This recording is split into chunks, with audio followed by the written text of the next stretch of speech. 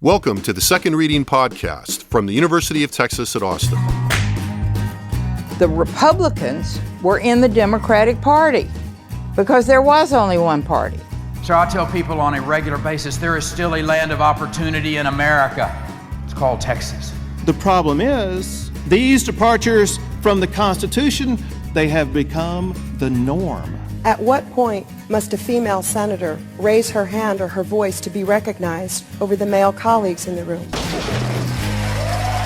And I'm Jim Henson, and this is the Second Reading Podcast, but funny thing.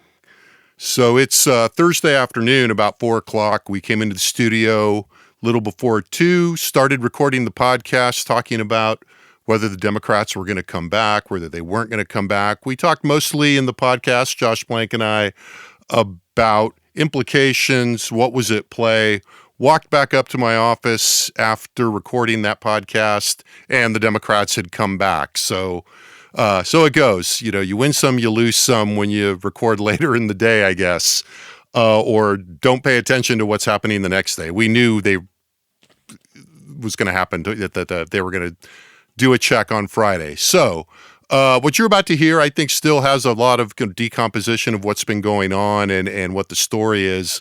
But just know that we missed it by that much, as Maxwell Smart would say, and events outpaced us a little in the recording of the podcast. Give it a listen, enjoy. If you need to scroll past some of the things where we're speculating about the will they or won't they, there's not a lot of that.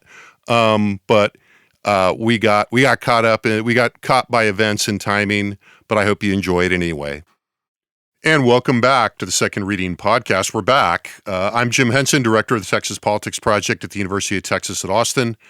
Joined again today by Josh Blank, research director for the Texas Politics Project. Josh, happy summer, dude. It's great to be here, and I really do mean that. Good. All right, well, we'll talk about that some more.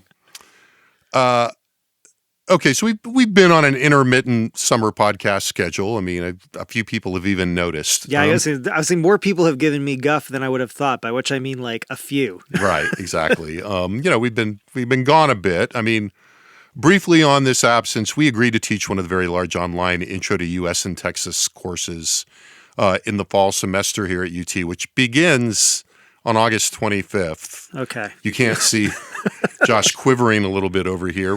Can you feel it? In about 10 days. So, for vibrating and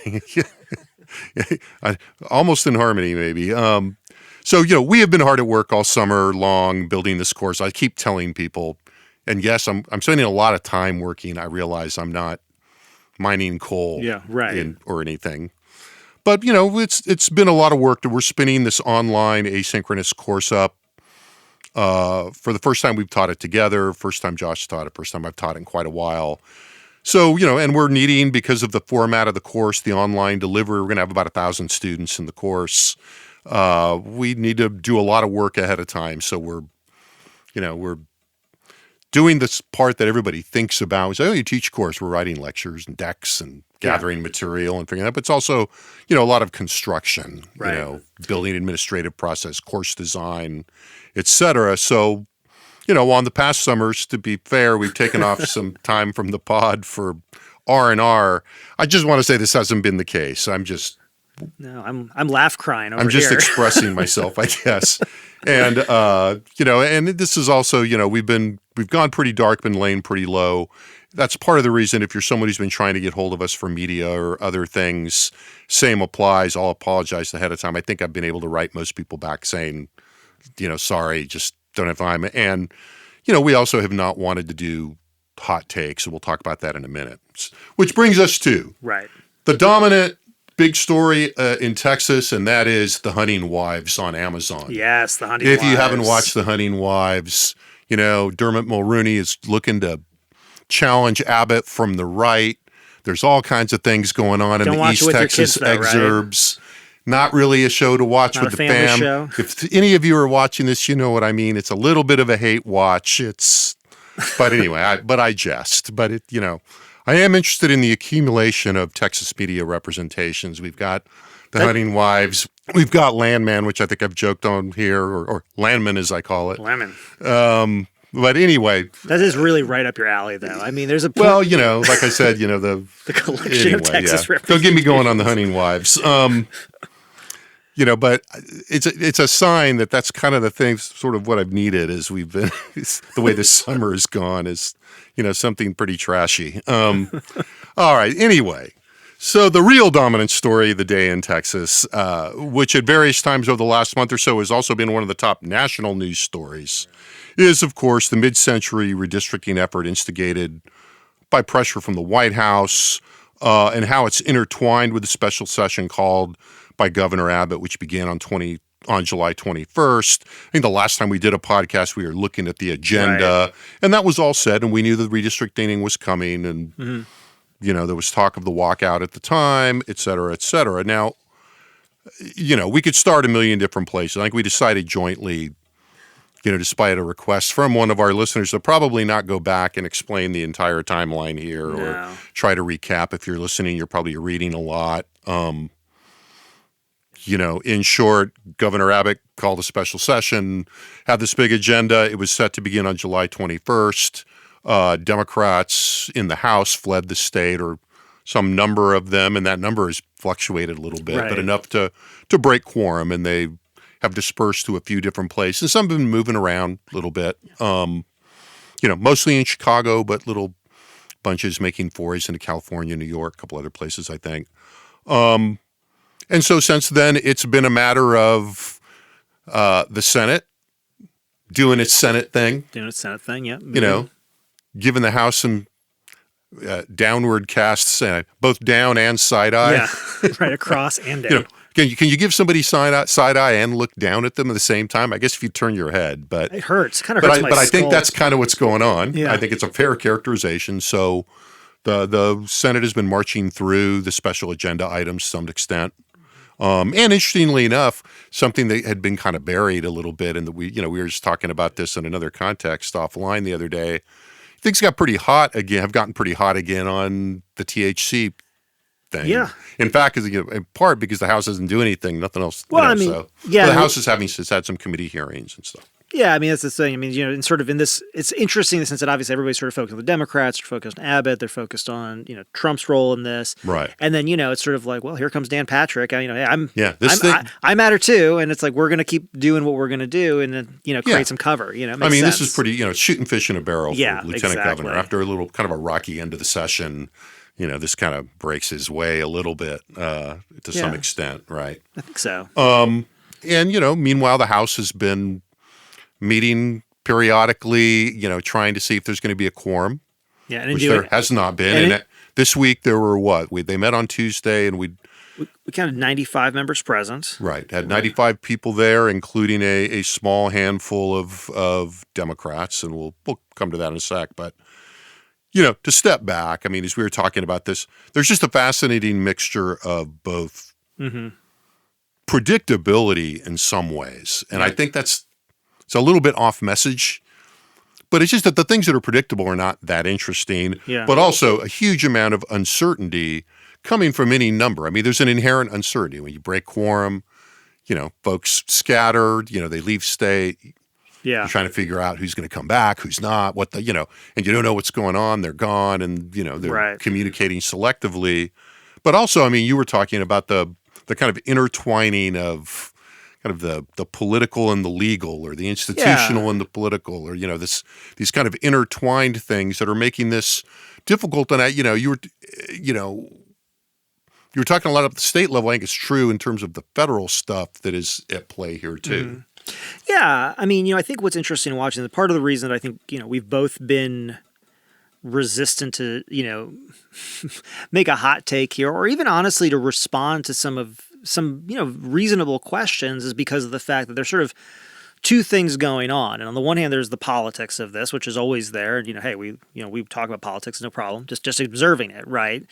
And then there's this other piece of it, which is sort of the legal process that surrounds what's going on here. And I'm not even necessarily, and that could mean any number of things. We could talk about the legal process surrounding mid-decade redistricting. We could talk about what, the legality of, what the state is of, minority opportunity districts in this country, and whether this is the time that some people might challenge that kind of approach. We're talking about the legality of removing Democrats from all these things. But the thing about that is that the politics of that is instantaneous, right? So, if you're the governor, you can say, I've filed something with the Texas that's a good Supreme way of thinking Court. about it, yeah.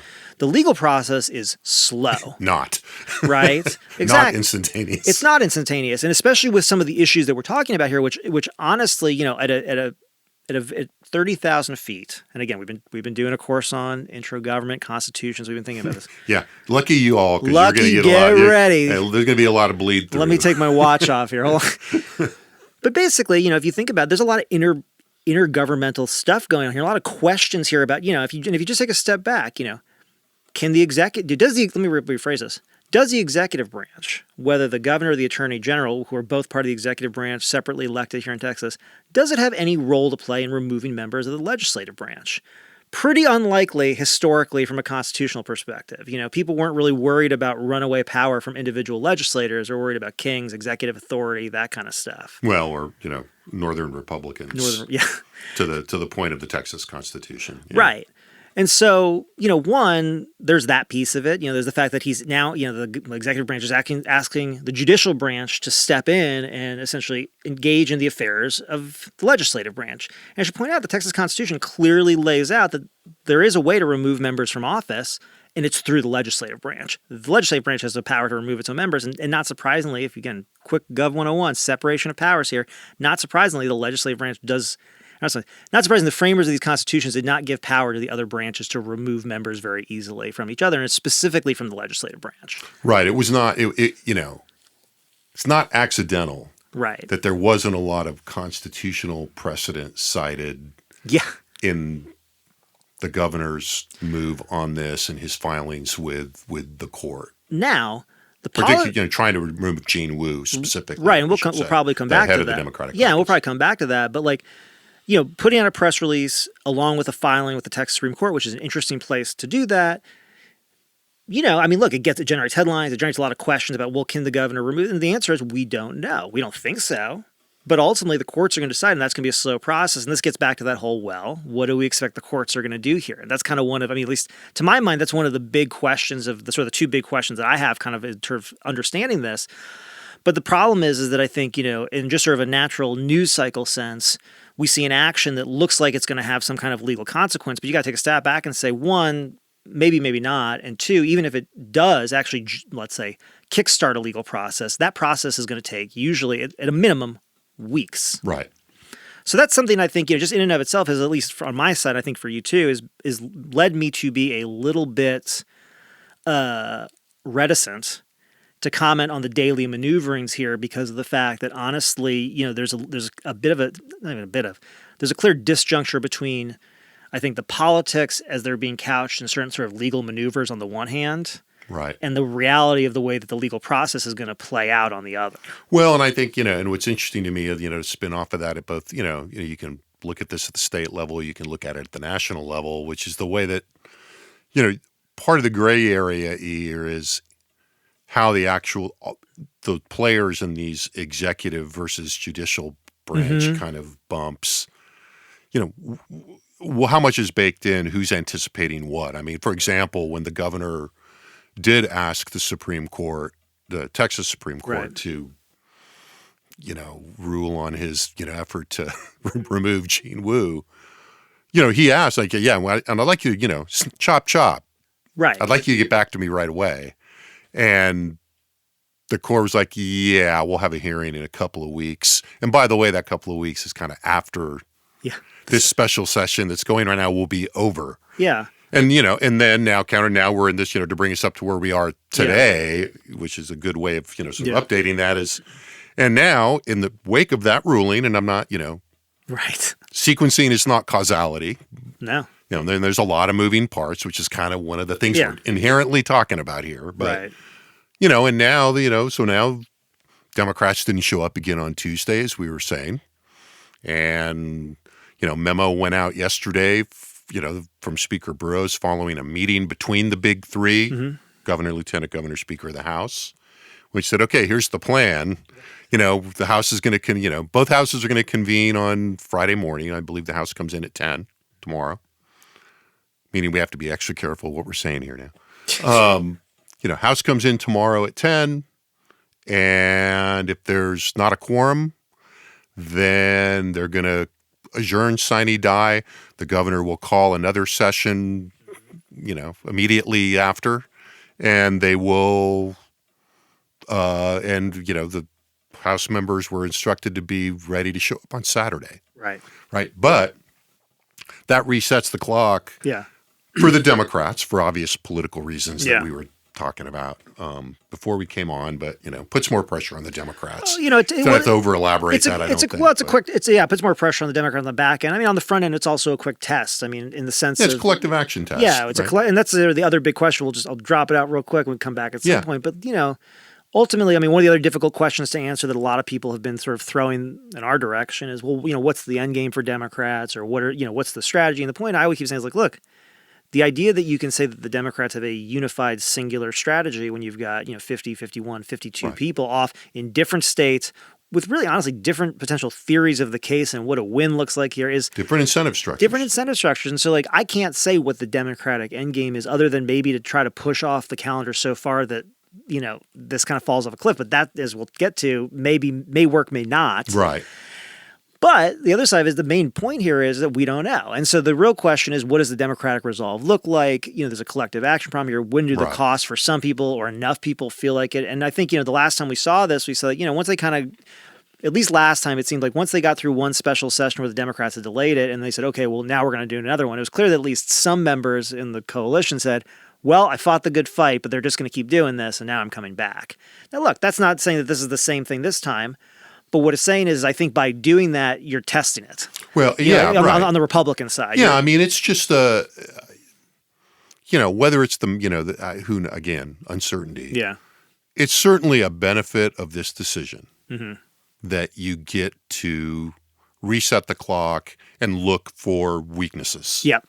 And look, we know from the last couple of times the Democrats have done this, and this happens with varying degrees of publicity, and there's a lag with some of this that, we always find out that while they were gone, there were lots of tensions between individual members, to some degree, maybe between factions. But my understanding, my memory of reading and hearing this stuff offline is, a lot of it is just the regular personal stuff of, I was talking somebody about this morning, and I'm kind of going, well, they're elected officials, and they're just people.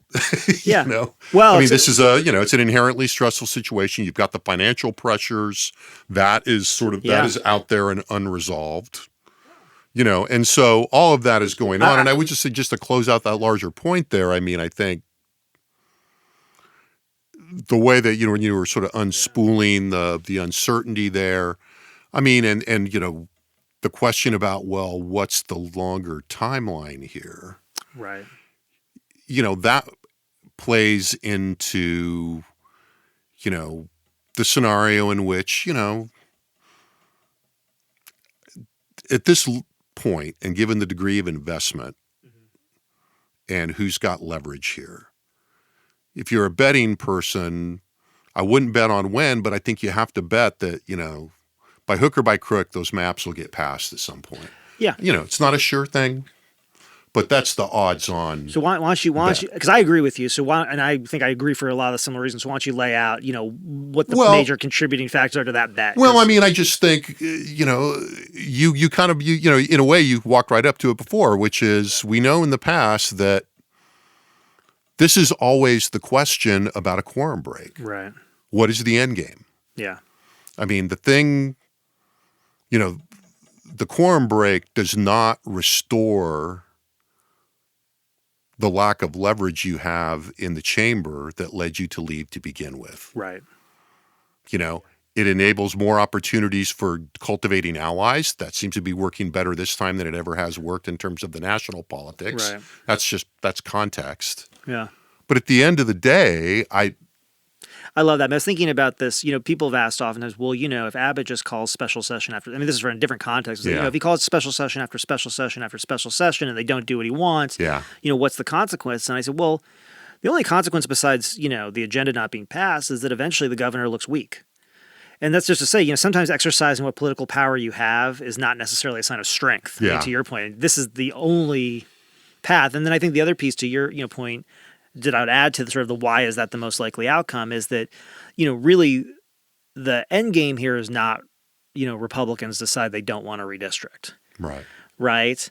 That's just not that's not on the table because it's just not. I mean, just to your point, this is not a reflection of Democrats expressing a bunch of political power. Now, and Donald Trump. But the other piece is the Trump origin. And redistricting. And I think historically, if we want to stand and say, well, look, there are times and there are certain states, Texas not really being one of them, where the courts express a certain amount of reticence about implementing new maps too close to candidate filing deadlines, too close to elections, too close to primary elections, right? You don't want people filing to run in seats and then change the seats around. Like that's just not, it's not good.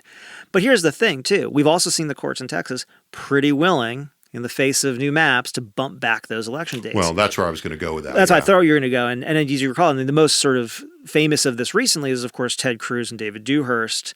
And those elections getting pushed back to the point where the runoff is in, the middle of July, which really, is a benefit. Now, the thing is they were willing to do that. And I'll also point out, in between then and now, Texas has actually moved up its election calendar. And what that means, and in my mind, you could say, well, doesn't that mean there's less time? It's like, yeah, ostensibly, but it also means there's more time to push it back. Right. I mean, and where I was going to go with that was that, was going to hit the intermediate step before the 2012 example, which is that, another thing that's changed in the last few years, and certainly since 2003, but and certainly since 2012, is that the jurisprudence and the legal recourses and remedies that Democrats are likely to use in terms of the Voting Rights Act, anti-discrimination, one person, one vote, case law, et cetera, both statutory and precedents, are either explicitly weaker due to things that have happened in the interim, or likely on tenuous footing because of changes of the evolution of the court in a more conservative direction that is clearly hostile to considering race in terms of elections maps, almost in anything at this point. And I'll even add to that, on top of that, at least race in terms of the Civil Rights Act. And then on top of that, in this new environment, the I don't know what you'd call it, the legal interest universe that supported Democratic efforts, on these legal challenges has been attacked directly by the Trump administration in a way that, look, whether, they're on the back foot right now too. So the people who would normally step into this, very altered and significantly less advantageous environment for Democrats, and it really is less because of the removal of pre-clearance, they don't exist now. Federal government's not coming to step in, and the legal network that would normally step in is weakened right now. Right. So you've got all of these things that make all of that, all of the judicial part of that at the federal level, very shaky. And again, broken record, very uncertain. And I do think that, the longer this goes on, the more likely that scenario is, which is why, it's sort of, beating that dead horse. But, I think the longer this goes on, the more the 2012 example becomes relevant, and that has implications for 2026, thinking about some of the lessons of 2012 in that delayed primary. Right. For those of you who don't remember, primary was scheduled for the usual March primary, usually that time, got delayed twice, once to April and then to June. That meant the runoff didn't get held until July. Right. And that's when Ted Cruz beat David Dewhurst for the Senate seat. Now, again, we should all be quick to say, I wouldn't say that's why Ted Cruz won. It helped. But it, didn't hurt Ted Cruz, and it probably,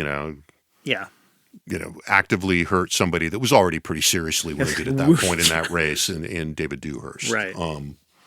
So, what else? We haven't talked much about, we've mentioned it, but we've not said much about the Senate. So, I kind of said, the Senate is doing their Senate thing. This has touched the Senate, on some on some floor votes earlier this week. 9 Democrats walked out. Zaffarini was on the maps. 2 Democrats stayed, which preserved quorum, which has, earned them some opprobrium on from the usual corners, particularly social media. Senator Zaffirini and Hinojosa stayed, voted against it, but still gave them quorum for the vote. Yeah. And again, I don't think, I didn't see anybody that was particularly shocked by that, but. Well, I mean, what's interesting, maybe this is a good jumping off point, but the sort of the way that the quorum break has resulted in this, in this state of this locked state of affairs right now, this ossification of where we're at. I mean, what's interesting is that it's actually sort of freed people to just focus on politics, in some ways. So you talk about, the Senate Democrats, they're all playing their political game. For Patrick, you're going to pass, a hemp bill that if it were to actually come up on the House floor would probably be knocked down a point of order because it doesn't meet the call, but you can still do it, right? Because ultimately there's no consequence at this point. Yeah. And so that kind of speaks to the fact that, you've got these sort of, we're talking about before this sort of weird thing where you've got these kind of fights going on between, sort of public fights between Abbott and Paxton on the one hand, and not really directly, but indirectly between these competing filings with the Supreme Court. But, that was as explicit a public disagreement between Paxton and Abbott as we've seen in a bit, if not ever. Yeah, it was really... somebody, I'm sure people out there might remember something else, but this is pretty high profile and pretty clear. Yeah, and to me, I can only see that in the context. For me, not I can only, but I want to see that also in the context of Senator Cornyn asking the FBI to, quote unquote, locate the Democrats, right? And when you think about it, it's you can locate. They're on social media. There's no you don't need the FBI to find them. Brad Johnson can find them. They're here. Right. But to make the point, it's sort of in some ways this goes again what's your power look like right now? It's I have the power to ask the FBI to find the Democrats to make it seem like I'm engaged in trying to end this. Right, and I think when we talked about the Abbott-Paxton thing, and obviously there's a Cornyn-Paxton. Well, there's a Cornyn. Yeah, that's exactly right. Dimension here that reflects the obvious 2026 Senate race. Yeah, and I think what this obviously all reflects is this all reflects an effort by these major political actors to appeal to Donald Trump to say I am doing the best I can here. And part of it is I think both Cornyn and Paxton are trying to be engaged in this in a way that puts them in a leadership spot because they're looking for that endorsement in that Senate race. Yeah. Why Cornyn would get involved there and ask the FBI to find them? He's not asking to arrest them. They can't arrest them. They haven't broken any federal laws, so it's kind of he's not getting the FBI to go round them up. Right. And if you're Paxton, but he asked. Yeah, but he asked. And if you're Paxton, you're basically saying, yeah. And again, I have some problems. We can go into it or not. But with Abbott's filing with the court and Paxton's thing, and look, part of this is we do have a plural executive in Texas. They are both independently elected members of the executive branch with their own constituencies, their own politics. This is not and just to make clear, again, we're in the government space, sorry, but it's the government teaching space. It's not like the president who appoints the attorney general, right? Yeah, and that person works for him, right? I'm just saying for the audience's sake.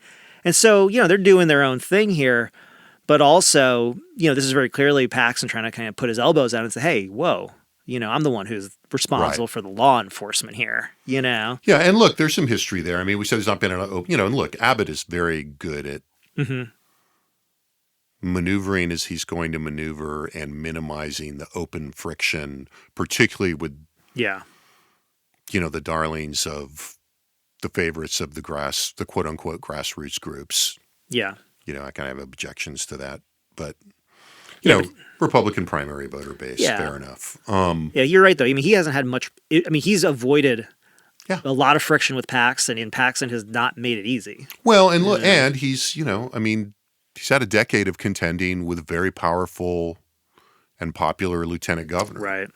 And so, he's, they've got some chops at this. This is not. Right. But this is all very elevated, right? Which kind of brings us to, I want to spend a couple minutes on, another one of these moments where Texas is now intertwined with national politics, and clearly we saw some of this with the immigration and not even immigration, with the border issue. Mm-hmm. Yeah. During the interregnum, the Trump interregnum during the Biden presidency, and with Greg Abbott being very nationally and getting a lot of. Mm-hmm. Acknowledgement, sometimes kudos, sometimes a negative kind of acknowledgement, the way that he was able to drive that issue in the national media and in national politics, in ways that I would argue ultimately benefited Trump, and as far as Abbott himself. Yeah. But this is, this is a lot more complicated than that, I think, ultimately. Yeah, I'm not sure. I don't know if we want to go here yet, but I'm just not sure, how the politics of this play out in the medium long run, Yeah. I mean, I think like in a basic sense, I mean, just I want to acknowledge, given that we both think most likely outcome is they pass the maps, I mean, you could say, look, the immediate politics is the Republicans win. They get the seats they want. Now, They get it laid. It's a mess in the courts. Yeah. And I mean, I've been something just to throw this out there. I mean, and one of the reasons, we sort of, some of the politics of this, I mean, in the national piece, one of the reasons it makes sense for all these governors from other Democratic states to be like, no, come here, we'll protect you, we'll save you. It's like, because you know what? Because then they don't have to go and try to redistrict in their state in response. Like if they can, they can be national heroes right now at a time when the Democratic Party has no leaders. So you have a bunch of governors saying, we'll take them, we'll take the National Democrats, bring them here. I'm on MSNBC. Yeah. I'm talking about this stuff. But also like, the idea that like New York Democrats want to redistrict. The idea that like in Illinois, they want to try to squeeze one more seat out of a map that they've really, juiced. Like, even California too, same thing. It's like, I mean, most people don't want to do this. Well, just like they didn't want to do it here. Right, just like they didn't really want to do it here. And so, there's just that sort of piece not of just like it, but I mean, they didn't want to do it here either would have been the better way to phrase that. Right. Yeah. So anyway, I mean, I think, on the one hand, I think, like just at least locally, not knowing what the response is going to look like and how widespread it's going to be and all that kind of stuff, if Republicans succeed here, but you think, short-term politically, it's probably good for them. Long-term, I mean, what I'm seeing in the polling, this is what I say to people when I'm sort of looking at this and thinking about the Democratic calculation in the House and Texas Democrats is, one of the really interesting things to me in the polling that we saw in June, and this is like very much I think a Trump effect. So at the end of the session, we've talked to you guys about this before.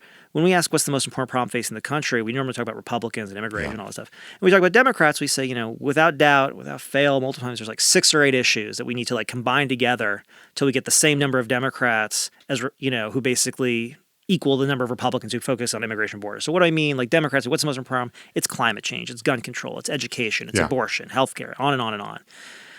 But in the last set of polling we did, both at the national level and the state level, you saw a big share of Democrats going and saying it's political corruption and it's leadership. Right. And to the extent that that is a Trump-driven phenomenon, which I think is very clear at this moment to say it is, and to the extent that Trump is directly and very, very publicly inserting himself into Texas politics and governance in a way that's like not careful, not quiet, like it's just saying, this is what I want, you guys do this for me. Yet intentional. Yeah, intentional. And bringing, an Abbott, really, whether this is what his preference or not, is getting as close as possible in these moments to him. And part of that's because he's looking around at these other people who are also saying, well, I'll get closer. I think that probably tipped the scale. I mean, for a lot of Democrats, think, well, what about this political moment? Like, how do you meet your voters in what they're looking for? Well, they want to see you resisting Trump. They want to see you resisting Abbott. They want to see you doing it, in a public way. And they've basically, again, they didn't get to pick the battle, but that's the battle that was put in front of them. Right. And so I think that's sort of, what is probably in some ways, made their resolve a little bit stronger. Because if the last time they did the quorum break, and we did polling on that, it's pretty clear pretty quickly that it wasn't really breaking their way. Yeah. It didn't seem the public wasn't reacting positively. And there's still time. We'll see. We're going to do more polling, obviously. But it didn't seem like the initial reaction was there. And it was, and I mean, and the underlying piece of this is most of the time, most voters are not paying a bunch of attention to the legislature. They're not paying attention to a special session. The fact that a governor calls a special session doesn't mean that all of a sudden, a bunch of voters are like, oh, what's going on? When barely 10% of them are following the legislature closely during the session. But insert Trump into it, insert this big national discussion. Right. And I think it does change the calculus for Texas Democrats. It does. And I guess there's a couple of things couple of directions to go with that. I mean, I think, on that specific line of thought, one of the things I've been wanting to do for the last week and been busy trying to hit deadlines for the class is to kind of put this in the context and put some of this data on the website or on a post or something of the problems that the Democrats have had. Right. Right. So on one hand, you kind of emphasize or mention the, the attention to political corruption now that Trump is back as the most important issue and leadership and all that. But the other, the flip side of that are these very kind of wan Democratic numbers, right? Yeah. In terms of, Democrats' approval ratings of their own party, which really tanked after in the going into and especially after the 24 presidential election, Democratic voters are not looking at the Democratic Party and going, oh, yeah, those are our guys. They're kind of going, yeah, either I disapprove or, they're all right. They're my party. But, and so there is or they're not Trump. Yeah. Well, so there is this sense that, but the point is that's why that number I think is interesting in comparison to the MIP thing. It's like, there's these negative, but, in some ways, I feel like the Democratic approval numbers, Democratic attitudes towards the party got bad enough in the wake of the Biden problem and the 24 election that it's weakened their ability. It's either weakened their ability or increased their need to rely on negative partisanship. And so if you are, and that's a bigger problem for Democrats in Texas that are out of power than it would be if they were in power somewhere. Now, those two things are, it's endogenous, but at the same time, they have the problem that says, we're looking for something. And if this is what's like, I think the way you put that, they didn't ask for this fight. Yeah. So now they're kind of trying to use this fight for that. Not bad in the short run. I have real questions about it in the long run. Well, I think that's the way you put that I really like, and I just want to sit on for 1 second, which is, I think if there's anything that we've seen in the last, whatever you want to call it, decade plus, whatever it is with Trump, outside of the 2018 elections, it's not clear that Democrats can simply run against Trump. I think we've sort of, this has been kind of talked about a bit. This has been litigated, advanced. And right now, parties say, well, what do the Democrats run on? You say, well, the party's in the toilet. Views of the party are negative. And when you say, when I say that, it's like, well, what do you, hey, that's aggressive. It's like, well, who leads the party? Yeah. Like who right now is strategizing for what the path forward is for Democrats? And even if there was a person who was doing so sensibly, is there any sense that the rest of them would follow? Well, that's what I was going to say. Like, they're all, a lot, not all. They're all leading. No, they're not all of them, but there are several people kind of going, I got a strategy, but. Right, and everybody has their theory of the case and whatever, but honestly, and we've been talking about, everything is so up in the air right now, just in terms of, the nature of the party coalitions and what it means to be a Republican and what conservative ideology looks like and what progressive is and blah, blah, blah, blah, blah. Like, it's a bigger challenge than it even looks like. Yeah, and you can see that. It's all this it's kind of murky, right, in the sense of you've got Gene Wu leading the caucus, right, but not a statewide figure. Right. You've got, Beto O'Rourke back in play. Right. At least in some ways, right? Yeah. Which is, not hurting his Senate, his Senate, consideration of him as a Senate candidate. But he's also now involved in this beef with Paxton over the funding and all, and again, whether that goes anywhere, it doesn't go anywhere. Yeah, that may just accrue benefit to him, honestly. Yeah, right. It could be a net benefit. I think you're right in that it's put him back in play. It's like a negative op-ed in the New York, or it's like a negative editorial in the New York Times about a Texas Republican. You're like, oh, right. I've been sued by Ken Paxton so many times, I can't keep count. Yeah, so I think, so there's all of that. You've got, the James Tallarico boomlet going on. Yep. Jasmine Crockett's over and there. And people calling up wanting to talk about Jasmine Crockett and Jasmine Crockett showing up again at the House, testifying, all this kind of stuff. So there's a lot of churn there and a lot of activity, but I think the difficulty in breaking out of that is, and hopefully we'll have some polling data on that, next time around, as we get back in the field. But, I think all of that is still just, problematic in the sense that it's unlikely for that to get better for Democrats. As these quorum breaks and these kinds of relatively complicated political fights play out over time, they lose their charge, and for the participants, it becomes a slog. Yeah. Well, you were saying before, they're just people, and I was like, no, they're worse than people because, yeah. And I love all our legislators, but these are people who are normally treated with a certain degree of deference and respect in their day-to-day lives, and now they're living in a hotel in Chicago with a bunch of other legislators and out of state. Well, and look, and right now, and it's a slog. Right now they're still we're still, a couple weeks into it. Yeah, but. I mean, the the slog line gets steeper as the media attention declines. Yeah. Right. So in the first week, you turn on, Right. Any cable, open a podcast like, oh, it's a Texas state legislator. Yeah. Or there's a few of them on the Today Show or whatever. Oh, I know that person. Right. Exactly. But that, particularly in this media environment, but even, in the previous, to even go back to 2003, by the time you started getting into the, third, fourth week, people weren't paying that much attention. It's just like, yeah, they're still gone. And to make a point. And that's when the defection started. And that's why that goes back to this idea of going, okay, we'll just restart the clock. You guys enjoy being gone. Well, I'll add on to what you're saying there too. And Donald Trump floods the zone in a way that makes keeping attention on that one thing that much harder. Yeah. Right. So even in the partisan media, the Democrats may be looking to tap, they're going to be moving on other stuff because Donald Trump is going to keep them busy. And I think this is the point, just to, it's like, it's not clear that, for a party in the position that the Democratic Party is in, relying on antipathy towards Donald Trump is a pretty good way to guarantee about 30% of your vote.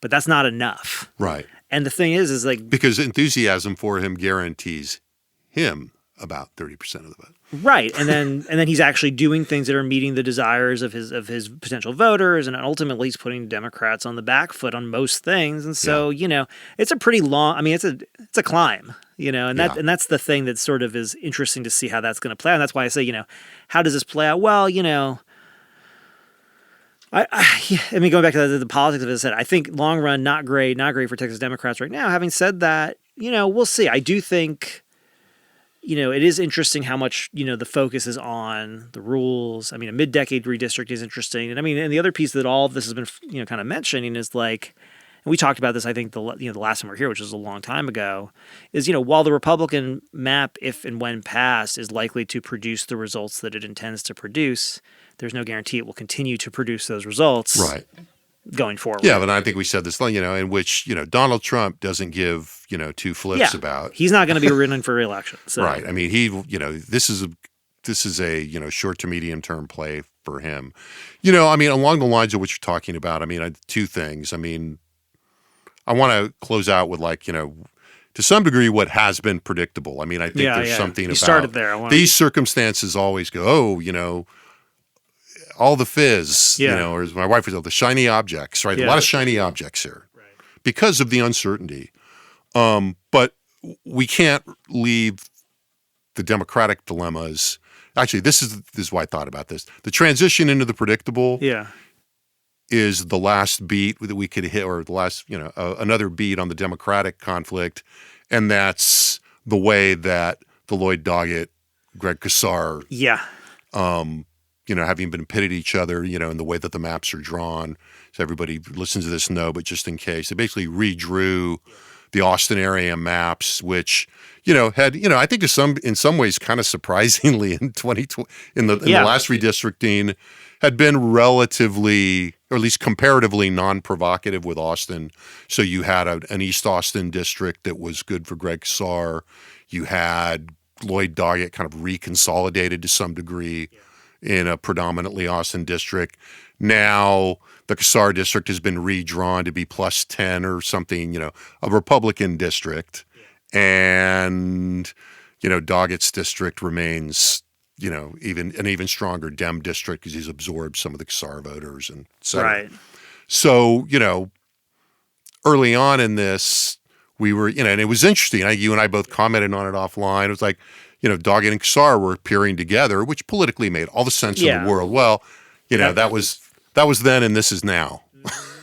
And now, Doggett has declared that he is running for that. He's staying in that district and, is urging his respected progressive colleague to stay in his own district, even though it's been redrawn and is now a Republican district. Congressman Casar seems to be declining that invitation, but also saying he's going to run in Austin because he's, owes it to Austin. But, the rhetoric is all. Yeah. But that gets us into what's, the things that have worked and that are predictable about this, right? That was, this scenario was the intent, one of the intents of that map, right? In terms of this particular thing. And, the other thing that has worked out, I think, and that we haven't really raised, or only very briefly, I think, that is also part of the game plan here on the part of the governor and the Republican leadership, the big three, is, the difficulty of that the Democrats have in dealing with Republicans' control of agenda and sequencing. And we talked about that last time before it had really all started. But I mean, I think that's clearly operative in that, you've got, Republicans saying, again, very predictably, the Democrats aren't showing up to do their job. All we really want to do is provide FUD relief and, respond to these terrible problems and, the horribleness of all that. And the Democrats are, left to say, oh, no, you're putting politics because of this redistricting and you're putting it on the agenda ahead of that so that we can't, you're and that's just the advantage is with the Republicans on that. Yeah, that's right. I mean, Democratic base voters, will listen to the Democrats long enough, presumably, to understand that. Yeah. But for the most part, it's just a loser, and that's what we're seeing. Okay, I want to play too then. You know what else is really predictable? Yeah. That hypocrisy makes no difference. And just to be clear, he said, we sort of talked a couple different angles of this. I'm not going to go too deep here, but it's like, we're thinking about the idea of like, oh, these members aren't representing their districts, they're running off, so now look, we can set aside whether, what we think the Constitution provisions require, blah, blah, blah, blah. But I think, you point this out, it's like, boy, that congressional district in Houston didn't have an election for a long time. Right. If we're so concerned about people's representation, and it's kind of like, okay, I would say. And Jake Tapper, got in a pretty saucy exchange with Governor Abbott. I don't think he was using actually that. He was using the Kay Granger example. Okay, where, if you're so worried about dereliction of duty, where were you when Kay Granger was in a a facility for 6 months, but was still presumably serving in Congress? Right. And I mean, I think, and then there's another angle, which is, there's been these terms of bribery thrown around a lot. And like, look, first and foremost, if somebody's been bribed, I think that a law enforcement official should take that person to court and prove it in a court of law regardless. But I'd also say, just to take a step back, and this is the whole hypocrisy thing, man, there are almost no campaign finance laws in Texas. They're not none, but they're very, very lenient. Yeah. And when you're a governor sitting on $80 million, many $1 million checks, when the storyline of the last election was you're taking $4.5 million from an out-of-state businessman to primary members of your own party to achieve a specific policy that he wanted and that you wanted. I just think like throwing around bribery is a little like, oh, let's just, let's chill out, everybody. But also, it doesn't matter. And again, that's part of the predictability of this. Again, it's like, and I just say that because I know that there are people who listen to this who think, well, wait a minute, but remember when this? It's like, that doesn't for your ordinary person who's kind of following this from a pretty distant. That's not like part of the space. Right. I mean, just to be clear, and I'm not saying anybody. You're not saying that was bribery and this isn't, or it's all bribery and it's all. No, I don't. I mean, I think the way that I would take that, and I think it's a really good point, is that a lot of cash and over time in increasingly large amounts from fewer people are lubricating Texas politics. Yeah. Now, this is not new, as you say. It's not like Texas is known for its stringent campaign finance laws. In fact, the opposite. But I mean, I think you're right that as you start throwing around the idea of, well, there's some cash changing hands here. I mean, and look, there are legal questions to be answered, and they, as you've said, they will be answered, albeit probably at a glacial pace. Yeah. Right. And then, there have been, we had a judge enjoin Beto O'Rourke to not spend money, and he went and had the rally anyway. And as you said, the politics of Beto for that are kind of a no-brainer. Yeah. But I mean, I think that idea, and I think there's, and so, to start to close out and go to like, again, back up to 30,000 feet from that. I mean, there's I think I was trying to express this earlier in the office, or we might have gotten sidetracked on the syllabus or something, but something like the syllabus.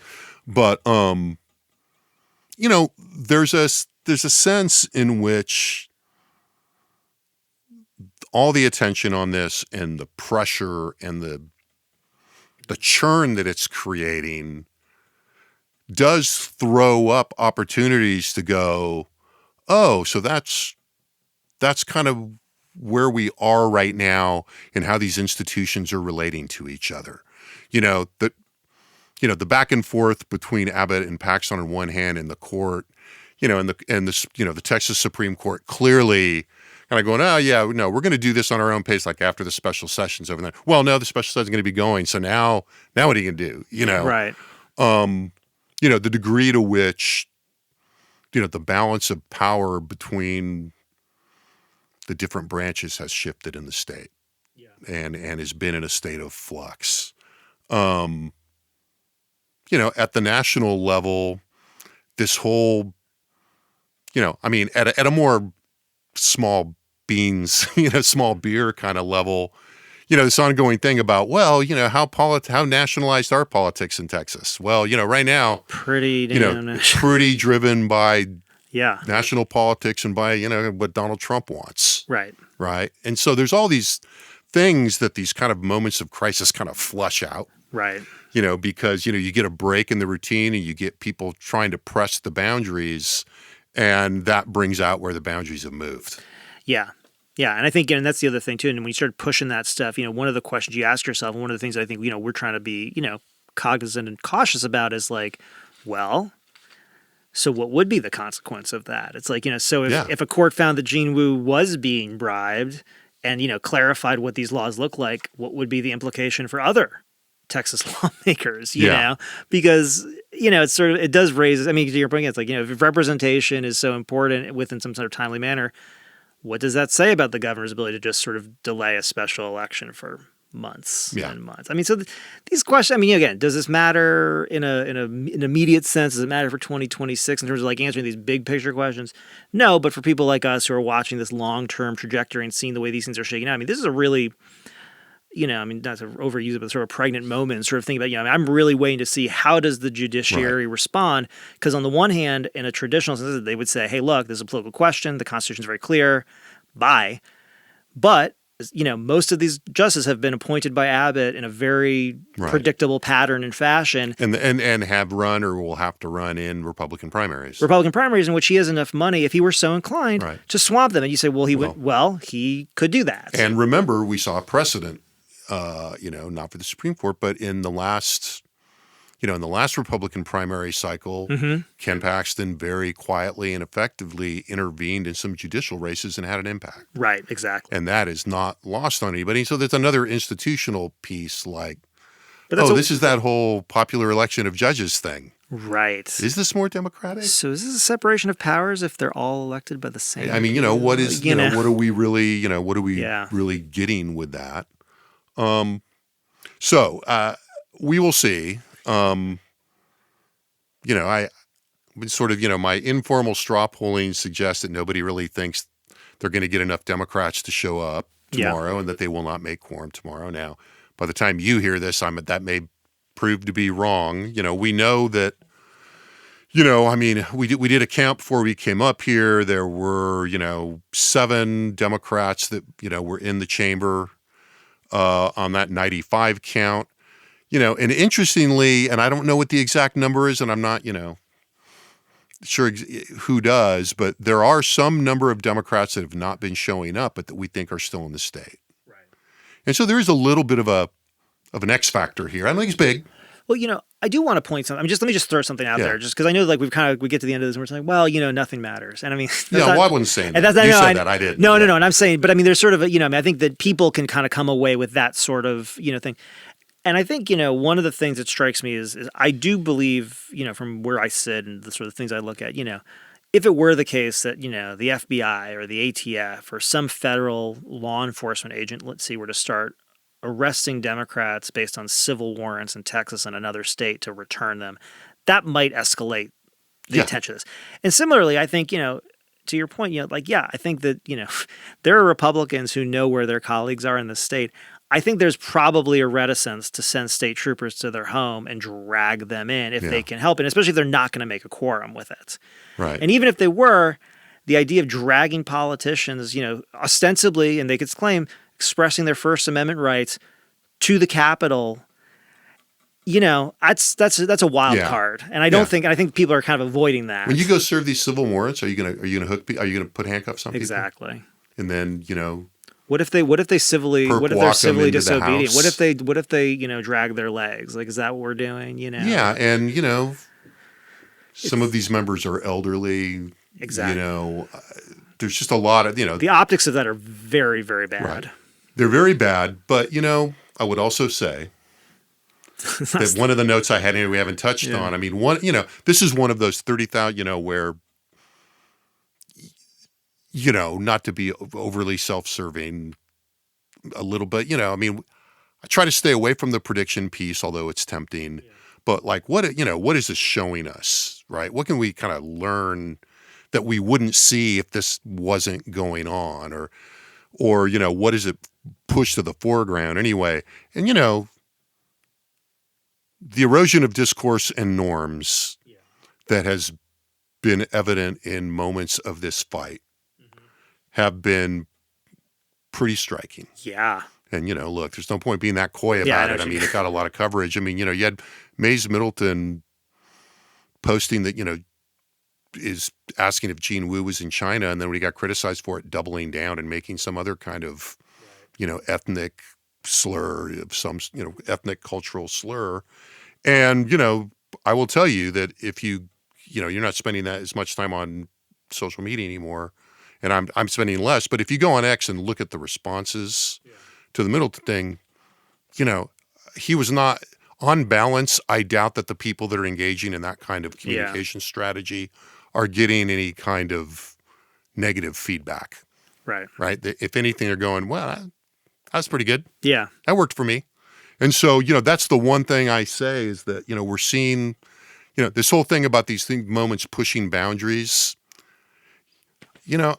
On one hand, my impulse is you were saying that, are they really going to, perp walk people in? Does anybody really want that? Go, yeah, right. That's, on the other hand, all it takes is, one or two people to make an impulsive decision. And, you've got constitutional rights violated out the wazoo. Yeah, you've got a situation in which that's really tested. Yeah. But, but then in which we might find out it's like, oh, well, actually, yes, it counter-mobilized Democrats, but the base of Republican primary voters doesn't seem to have any problem. And if we've learned anything over this last 10 years, that the inhibitions that used to prevent appealing to, so we say, the worst angels of our nature, the devils of our nature, have been lowered overall. And so there's something, I think I basically agree with you on that, but I'm also in the back of my mind going, but how surprised I would be, it would feel shocking, but would I be utterly surprised if at some point I saw them dragging a Democratic member into the House in handcuffs? Not as much as a lot less surprised than I would have been, but 5 years ago. But this is where I think, we need to be really careful, especially as people who study public opinion and kind of look at this at a broader level. I would say I agree with you. And when you're talking about, someone like Mays Middleton and the type of people who are following him on Twitter and engaging with his content, we're talking about, a very, very narrow universe of people. Think about the people like sitting here listening to this, we're talking about a very narrow universe of people. When we're talking about, the politics that we've talked about all the time that are driving a lot of the decisions of Texas Republicans, it's about Republican primary politics, which, as you all should know, make up a tiny, tiny share of the overall electorate. And I think whether I talk to people who are left-leaning or right-leaning or whatever, and they kind of lament one thing or another about it, I sort of like to say, I don't think that most of your neighbors want to see you jailed for your political views. I don't think that most people's neighbors are looking around thinking, it'd be good if we just arrested all these fill-in-the-blank Democrats, Republicans, or whatever. I've kind of pointed this out to people. There's a lot of people who served in the military who, maybe Republican, maybe Democrat. I don't think they're looking to go to martial law because they, honestly probably. Well, I'm just saying. I'm not saying this against you. I'm just saying more generally, in the sense that a lot of those people chose to serve because they love the country, they love the Constitution. Again, how that manifests itself is another thing. But the idea of turning force against your neighbors and against, representatives, I think, it's going to turn some people on, no doubt. And maybe more than we think and maybe more than it used to. But in general, I still believe that that's like a pretty questionable line. Yeah, no, and I think it's going to bring other people into the process. It changes the nature of that electorate if you do something like that. That's what I would be wondering about. Yeah. Maybe. I kind of thought that after 2020. Fair enough. I mean, yeah. I've gotten a little more reluctant to rule things out based on. Yeah. And again, I largely agree. We're talking about nibbling around what the probability judgment is here. Both of which are probably below 10%. But I am. I have questions because I do think that. I think everything you just said I agree with in terms of what's out there, but I also think the tendency to focus very narrowly on very few people. Yeah. And frankly, for people to miscalculate. Right. Right? Yeah. Based on heat of the moment, ego, bad advice. And I have concerns about that. I'm not saying it's not going to happen. I just said that I think if it did, it might fundamentally change the underlying. Yeah. The environment and the dynamics about it. I think I would say to that. Say that happens. There's a negative counter reaction. You lose a few moderate Republicans. You mobilize Democrats. The economy goes south. It could become a factor in the 2026 cycle. Yeah, and you were just saying the general side, and you were just saying, you were saying, hey, look, I thought 2020 did. I go, yeah, and I didn't think that the Democratic president would just disappear for a year, show up, and then be kind of incompetent. Yeah. So, there's a lot going on. There, But as we're saying this, I think the president has essentially taken over Washington D.C. Yeah, it seems so, and one is trying to some other cities, other Democratic cities. Offering to do it for others. And again, we're doing this. And again, he can't do it. But he'd have a hard. I shouldn't say he can't. To be consistent with myself, but there are bigger obstacles.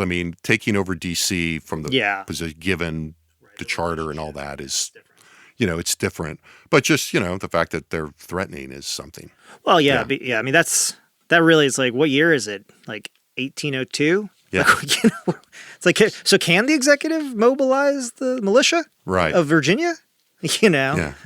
I don't think so. So on that note, we'll watch what's going on in the House tomorrow. Yep.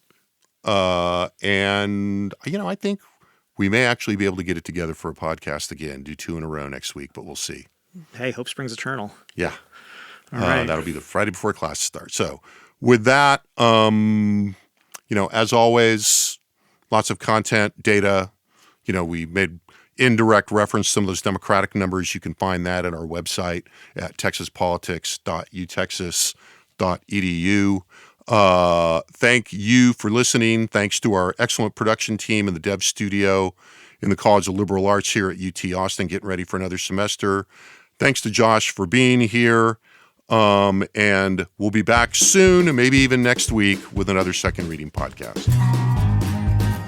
The Second Reading podcast is a production of the Texas Politics Project at the University of Texas at Austin.